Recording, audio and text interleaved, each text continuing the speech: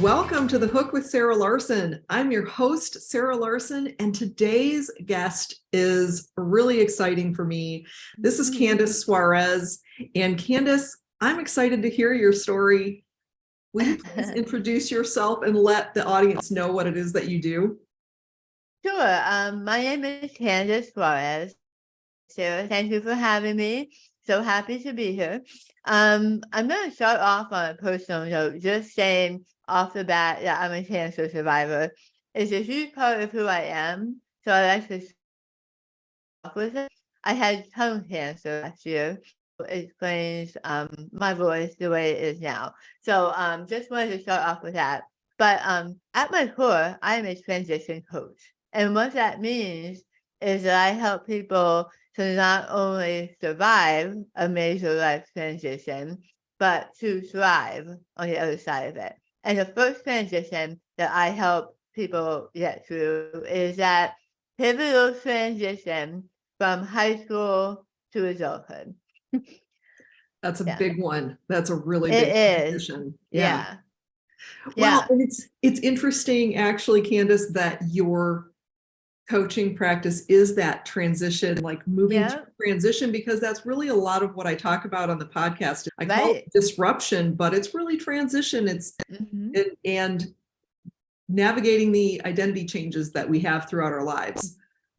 So that's super exciting. I love what it is that you're doing, and we'll dig into that a little bit later, hopefully. And also, I appreciate that you putting, starting with that personal story of having gone through throat cancer and surviving. I'm sorry. Yes, tongue cancer, and how that has affected you. I'm sure we'll share that story as well. That's a major disruption for you, right?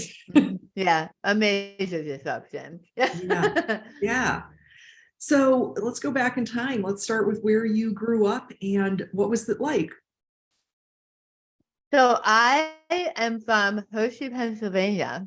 The sweetest place on earth is what they call it. I'm from one of those,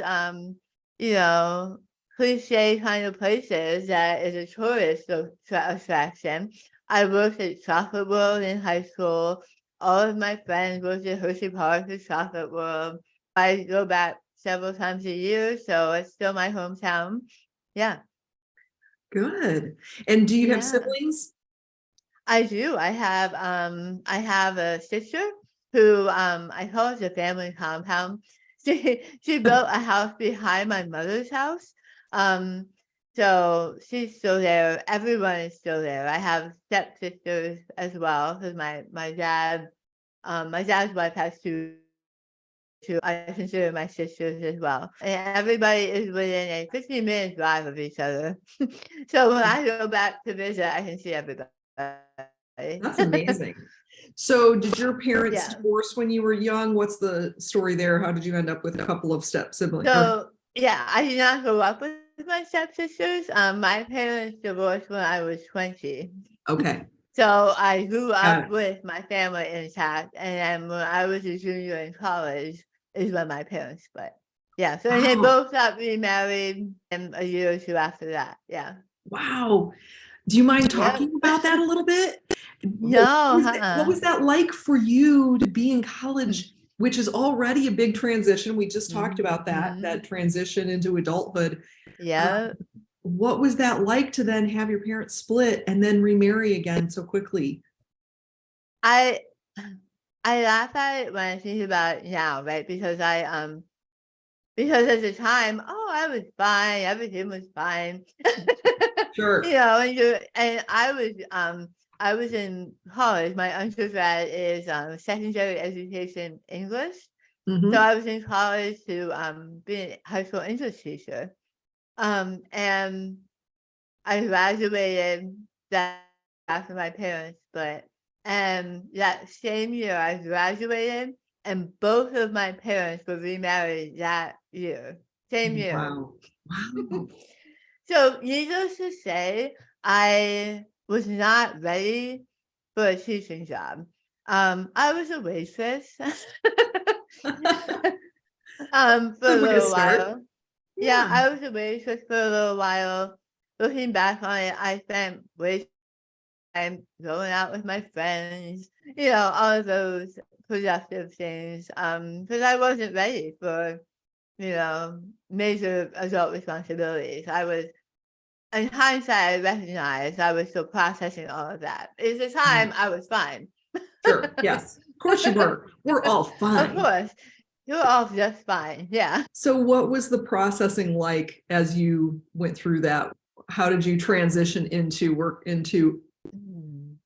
professional life, should I say? I call it a parental bailout. Oh. My stepfather at the time, he's still my stepfather. At the time, my family was like, what is she doing? She has this college degree, she's waitressing. I wasn't even doing a high-end waitressing. Former client of his wanted to sell their skincare business because it was a day spa essentially. Ooh. So they bought it for me, sent me to school to be an esthetician. So my first foray in entrepreneurship was I ran a day spa. Oh my gosh. In my 20s. Mm-hmm. That's incredible.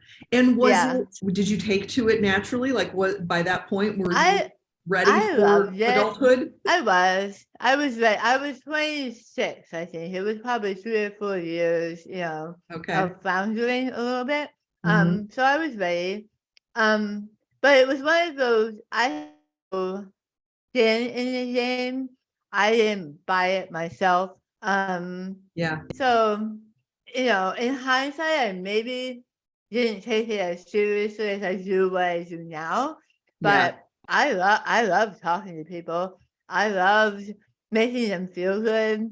Mm-hmm. I loved going to women's groups and teaching them about skincare and taking care of themselves and pampering. Loved all that. So it's funny that I kind of do something similar now. Yes. Yes, in a way. Yeah. It's very tied. Yeah. It very much is. Mm-hmm. Well, becoming a business owner at such a young age, did you feel like, in referencing that disruption or that transition and identity change, how did you feel? Did you feel any imposter syndrome or something like that coming into business ownership at that age? Or did you feel like it was fine? I think I was oblivious to any insecurity about it at all at that age. I don't remember feeling an imposter syndrome. I kind of liked the fact that everybody was like, oh my God, you're such a baby. I loved it. That's great. So you just embraced it. I did. I wasn't, I don't remember, I obviously at 25, 26 in the 90s didn't know about imposter syndrome. But I don't remember. We didn't talk about it in those terms at that time. Mm-mm. Cool. So how long did you do that? I did it in total for 6 years. Okay. Yeah. I met my husband while I was there. I did at the place he works. And yeah, that's how I met him. And then I went to graduate school while I was there as well. So probably about 3 years into it, I went to grad school. I was going back to education again. So when I got my master's, I had the intention of having to manage it and back out, but no one else does it the way you do it. No one else cares about it the way you do. So it just didn't work out. So so we closed it when I went to work full time as a counselor. Okay. So how did you transition from education to counseling? What was what took you that direction instead of direct teaching? Or did you have that plan to begin with? I didn't have that plan to begin with, but in those few years in between, I knew I didn't want to be in the classroom. I wanted some sort of counseling, and because I already had an education degree, I didn't have to do anything extra to go for my master's. It was a lot of progression, and I loved being a school counselor. I did it for 9 years. Yeah. What age level of school counseling? Were you high school or younger? No, I was elementary for 5 years, and I was lower middle school. It was a 5th and 6th grade counselor in a 5th through 8th building. So I had the lower end of middle. Yeah, I loved middle school. So what kind of counseling are you doing then typically at that with that age group? So with that age group, you get to do a lot of teaching, right? But you get to be the yes teacher. Okay. So it's funny because as a life coach now, it's like school counseling for adults. Yeah. Because I'm not working with illness, right? I'm not a therapist, but I'm a counselor, right? I'm helping them learn skills that they need to be successful. So I did a lot of teaching, teaching anger management, conflict resolution, identifying feelings, that type of thing. It's funny because I have my hat now on resilience and building that growth mindset. And I was doing the same thing, 20 years ago when I started in school counseling, but with kids. I would say, you can't control what other people are doing to you. You can't control that bully. You can't make them stop. All you can control is yourself and react to it. So I did a lot of that kind of teaching and coaching with kids. In addition to, referrals out for more severe things, child abuse stuff. Okay. Yeah, I loved it. I ran groups, of kids and taught in classrooms and small groups and one-on-one. Yeah. That's so interesting. I don't remember having any kind of counselors like No, and I don't think we school. did. But they do a lot more than people realize. Yeah, absolutely. Because it sounds like that has maybe progressed a bit as time goes on. Right? I think so. Okay. And so how long did you do the counseling in the schools? I did that for 9 years. Okay. And then we moved to another area of Pennsylvania. We moved up to Northeast Pennsylvania in Scranton, like the Pocono area. Yeah. And at that point, I'm one of those people that I don't like to do the same thing forever. Yeah. So I'm always looking for something to grow into. So I went into community based mental health for kids. So when I was in Scranton, I was a behavior specialist for a little while. And then I was a director of a community and school-based behavioral health program. So I was still doing that school-based work, but I was now in charge of the therapists that were the ones dealing with mental health and trauma and Oh, okay. Yeah. Got it. Yeah. Because that was more behavior related as opposed to just counseling. Well, when I was education. they did counseling they did therapy as well as behavior stuff. Yeah, all of it. Okay. Yeah. Wow. Because with kids, it's all behavior. Sure. Small kids aren't really, well, I feel this way because they don't do. That's a good point. Yeah, it's all behavior management, and working with the family as a whole is the best way to go about it. Great. Now, I don't know if I know the answer to this. Do you have kids of your own? I do. Yeah. Okay. He's 16. He's 16. Oh, great. Okay. So was that kind of around the time that you were in Scranton when he was born? He was born when I was in Lancaster. Okay. Yeah. So he was 4 when we moved to Scranton. Oh, okay. Okay. Yeah. Yeah. So when we were in Scranton, he started kindergarten there, all of that. Yeah. Okay. All right. Yeah. Great. Yeah. So when we moved to Virginia, that was a bigger move. How long ago did you move to Virginia? It'll be 4 years. So he Okay. was 12. He was Yeah. just finishing 6th grade.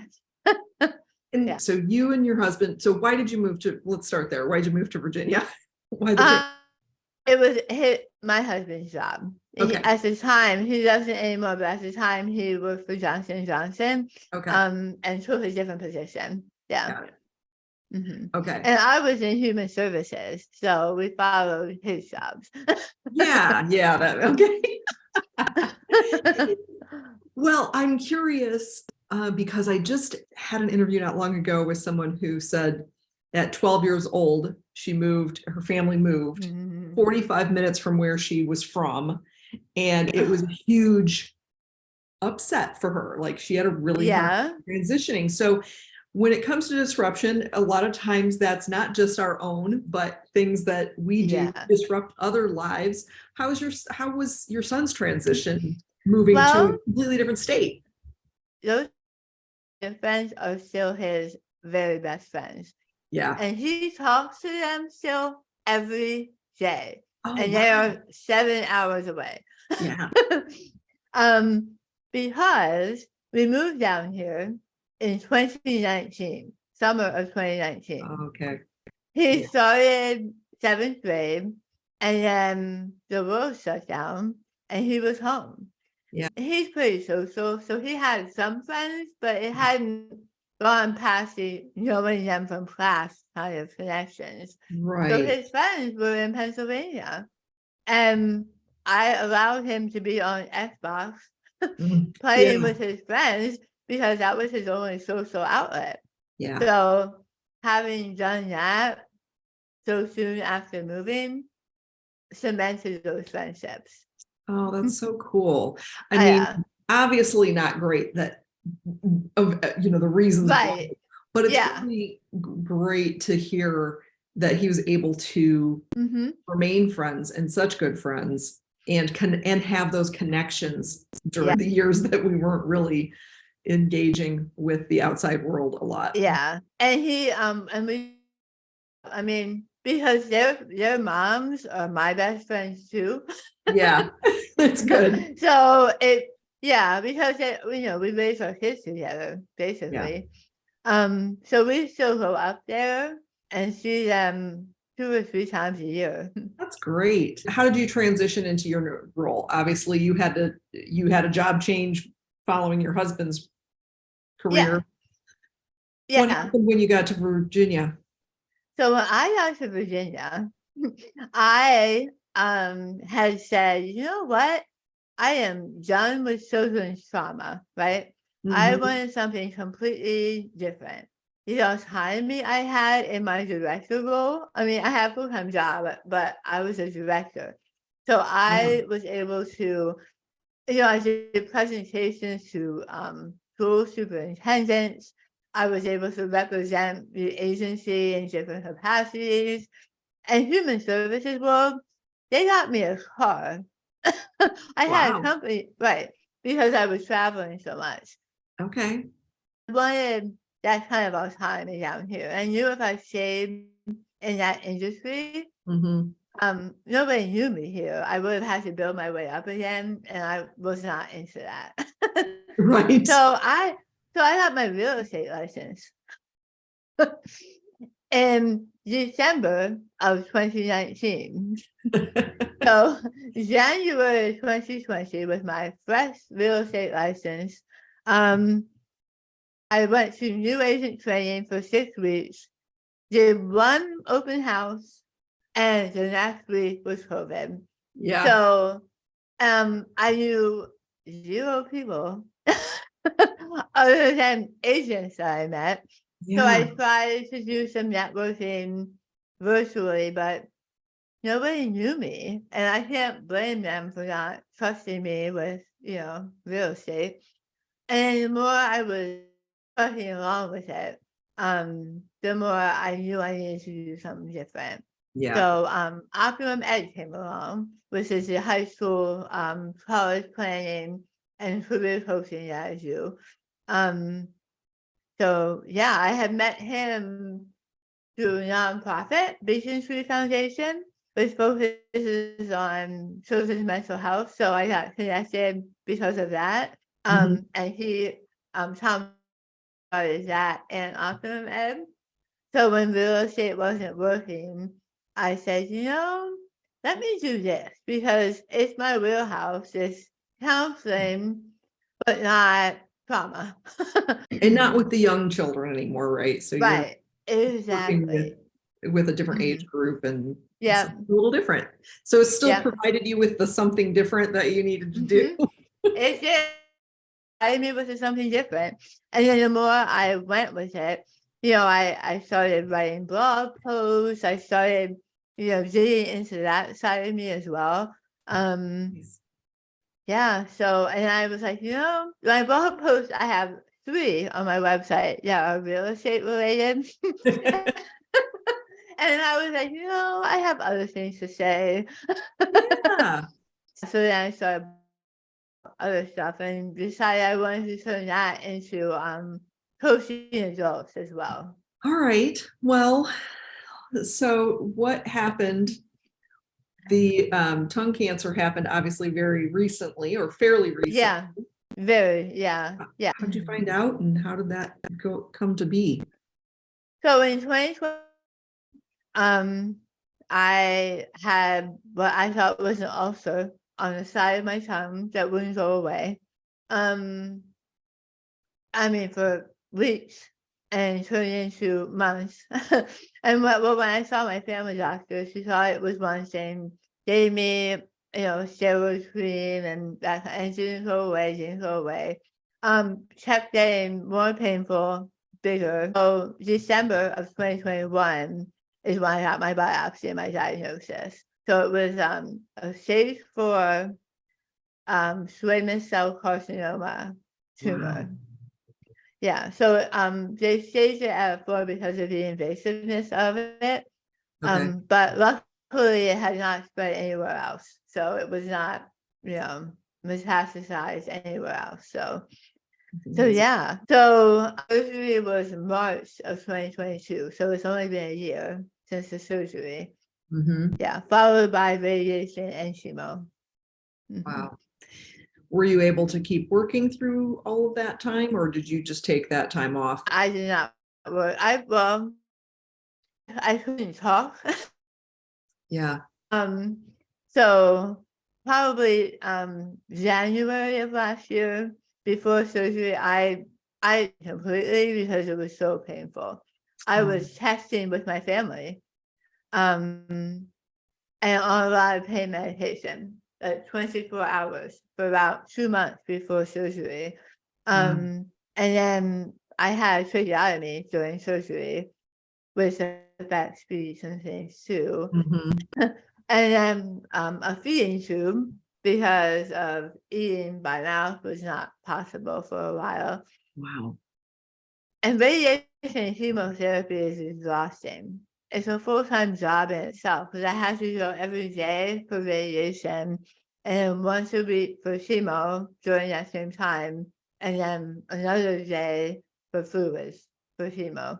So, yeah. Wow. So I went back A to lot. work September of 2022. So just, 6 months I've been back. Yeah. Wow. And continuing on in the same role that you were working in Yep, previously. same. Yeah. I had lost all of my personal coaching clients, but Yeah. jumped right back into Optimed. Great. That's a big change, obviously, having that surgery and changing your speech pattern. What effect did that have as far as your identifying yourself now as a cancer survivor? How does that show up? I've always been a talker. Mm-hmm. I've always loves my speaking voice. I think I told you previously, I had started a podcast in 2021. I did 4 episodes before I was diagnosed. So I love speaking. I remember when I was in middle school, I did the morning announcements. I loved it. Yeah. So it's very difficult to hear myself speak. Yes. But I'm not the kind of person to stay home and be quiet. I have a lot to say. Which is incredible. And I have more to say. You know, I've always, even before this, I was a life transition coach focusing on growth and resilience. Right. But this has deepened it for me. Yeah. So I almost have more to say now than I did before. Yeah. What was the hardest part of going through that for you, would you say? Honestly, I never felt like I was gonna die. Yeah. I didn't. I never had that feeling. Yeah. But the hardest thing, even harder than the treatment, was going back out into the world. Yeah. I mean, I have very visible scars and my voice, and it's very evident that something is wrong. So I put it right out there and tell people because I don't want them.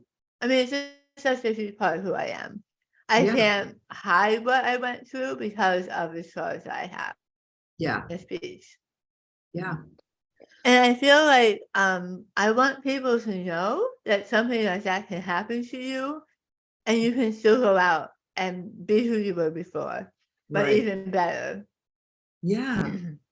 That's a really great lesson to learn, right? That you can get out there. And I appreciate that you take the ownership. I think that a lot of times when we meet someone who has challenges like you are saying, you have scars and it's evident from the way you speak that something has happened. And we're taught to not say anything to people or ask questions sometimes. And so it can be very awkward being on the other side of it to say, obviously there's something here, but is that something that I should bring up or? Yeah, right. I mean, obviously I don't tell these grocery store person. Yes, right. I just let them wonder about it. Right. But professionally, I always do. Yeah. That makes sense. Oh. Yeah. Yeah. Really. Because I mean, I hate the way I sound now. And I don't know if I will ever love it. Right. I'm growing used to it. Yeah. But I hate it. Yeah.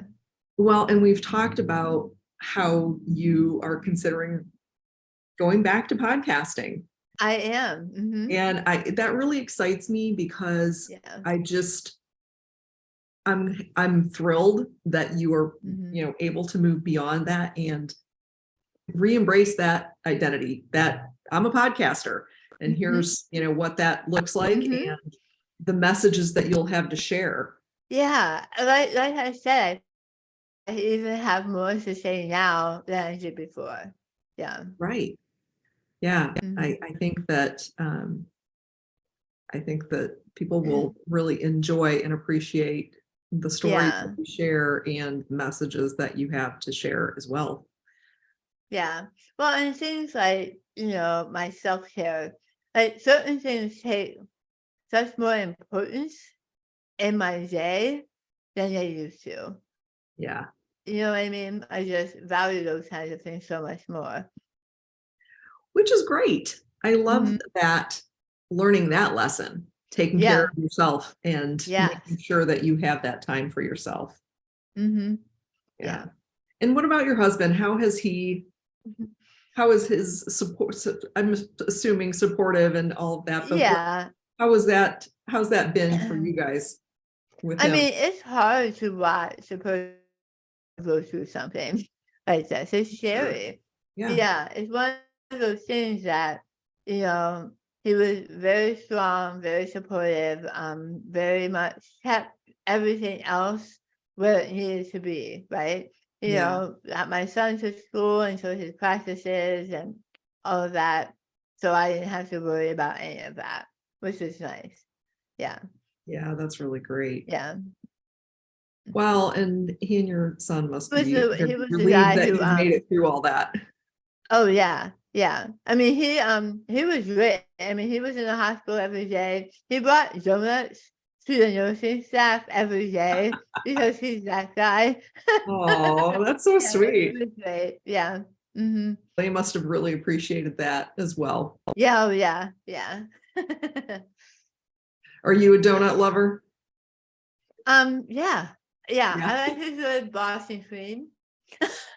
Ooh, Mm-hmm. yeah, that Or sounds an good. apple fritter.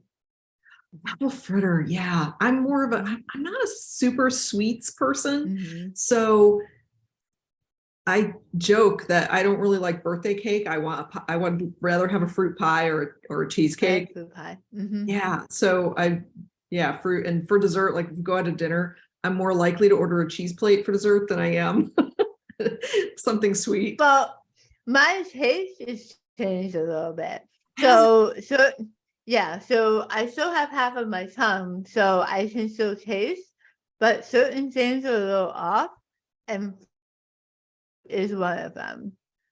I equate it to, if you can think about drinking orange juice after you brush your teeth, it's like that. It's off. Yeah. And yes. I used to drink my coffee black with no sugar, and now I have to have like milk and sugar. Yeah. Well, that's interesting. Is it because now I've heard, if I remember my biology at all, it seems like your taste buds for different types of tastes are in different areas of your tongue. So is it just that you lost some of those taste buds that are specific to salt, sweet, I'm or not sure about that. okay. I'm blaming it on radiation.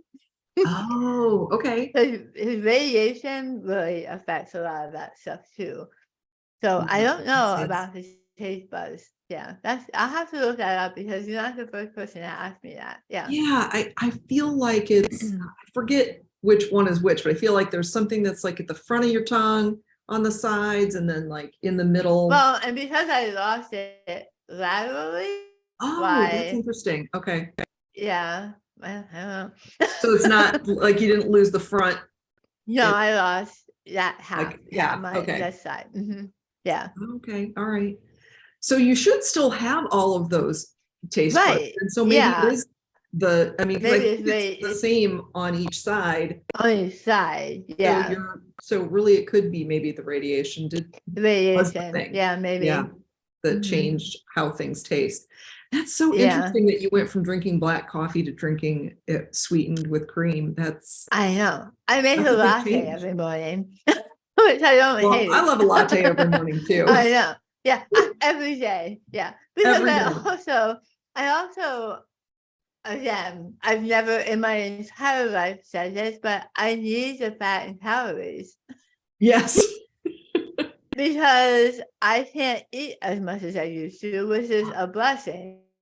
Sure. But I need it. Yeah. Yeah. Yeah. I lost almost 50 pounds in the course of all of this. Wow. That I couldn't eat. Yeah, when you couldn't eat and you were on a feeding tube and all of that. Yeah. That makes sense. Yeah. So I weigh myself all the time, hoping to not lose more, which is a right. concept. Yeah, it's a whole well, that's a whole different situation. Yeah. Well, to be worrying about not losing more. Yeah. I've always wanted to be a mindful eater. You know how they tell you to eat slowly and mindfully so you recognize your fullness. Yes. It's the truth because I don't have a choice but to eat mindfully. But to eat that way. Yeah. Yeah. Well, that makes sense. Good lesson. I don't know if that's a good trade-off, but right. Yeah. I can't eat salad and grilled chicken either. So right. I'm eating, pasta Specific and things. chicken pot pies and waffles. I eat a lot of waffles. Okay. All right. Resilience, that's your thing. And that's sort of what this podcast is about, is resiliency. So is there anything else that you would share about your experience or, your work experience in that realm with the audience? I've always believed that resilience is something you can build within yourself, right? Mm-hmm. I think some people falsely think you're either born with it and you have it or you don't, right? And it's all about mindset. It's all about knowing that you can't control the horrible things that happen to you. I had no control over what happened, but I can choose to learn from it, look for that silver lining, and learn to I can choose to grow from it, or I can choose to let it destroy me. And it is a choice, right? So that choosing optimism is something I will always do. Yeah. Yeah. And I think that's the key to resilience, is how you look at a situation, not what happens to you. It's not external, but how you choose to handle it. Right. Right. Have you read The Gap and the Gain, or are you familiar with that book? I'm familiar with it, but I haven't read it. Okay. Yeah. So I'm about 2/3 through it, I think, at this point. I've been listening to it on audio. And okay. One of the things that they shared was some research in about how just having a more positive attitude extended the lives. I think it was a research about some nuns that they discovered. They had them write something early when they first became nuns about life, and looking at what these nuns wrote, and then looking later on, some of them, the ones that seemed happier or more positive early on, lived an average of 10 years longer than the ones who didn't. Isn't that interesting? Yeah. The Gap and the Gain, it's by Dan Sullivan and Dr. Benjamin Hardy. And Dan Sullivan has been a coach for business owners, entrepreneurs for many, many years, since like the 70s, I think. And he's sort of came up with this idea that the gap is when we compare ourselves to this potentially unattainable ideal. So that's when we're feeling like, oh, we're not good enough because we're not at that ideal. But if we look back to what we have gained from where we started, that we will be more positive mindset. So I like that. That makes a lot of sense. Yeah. So I really like that. And what's interesting, the other thing that they say is that you can't be in the gain all the time, because if you try to be in the gain all the time, that's perfectionism, which is also an ideal. And so inevitably you are going to fall into the gap, but the key is to figure out how to reframe that so that you can return to the gain. Yeah, and that is resilience. Is that finding how to reframe it, how to move forward, what can I learn from this, all of that. Yeah. So, and and when I talk about the positive mindset piece, it's not that Pollyanna syndrome, right? It's not that everything's going to be wonderful. It's knowing that, it sucks. Yes. I mean, my last things that sucks. It sucks. And I hate my voice. And but it is what it is. It is where I am now. And like I said, I can either curl up in my bed and not leave, or I can put ahead and do something even greater with it. Yeah. So true. Yeah. Thank you so much for coming and talking to me about your experience and sharing your story. I think that your history of working with the kids and doing all of that stuff is really cool too. Just knowing all of those transitions that you have been through. periods and learning that resiliency. I'm sure that all of that really helped with your transition then after cancer to come back and be resilient and look at life with a positive outlook. I think so. Yep. Yeah. Well, where can people find you on the internet? I know you're on Instagram, right? I am on Instagram. I'm also on Facebook. I have a Facebook page. I'm Candice Suarez, transition coach. Okay. And also CandiceSuarez.com is my website too. Oh, great. Okay. So we'll share those links in the show notes. And if anybody would like to connect with Candice, please do. She's just a wonderful person to talk to. I'm so glad that we met and had this opportunity to talk. Yeah, me too. Yeah. Well, and I look forward to hearing that podcast when it comes around. We'll make sure that we share that too. Thank you.